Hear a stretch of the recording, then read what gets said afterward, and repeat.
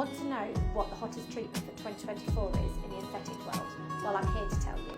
You might have seen recently on This Morning, only last week, that it was filmed live to show you what this treatment can do.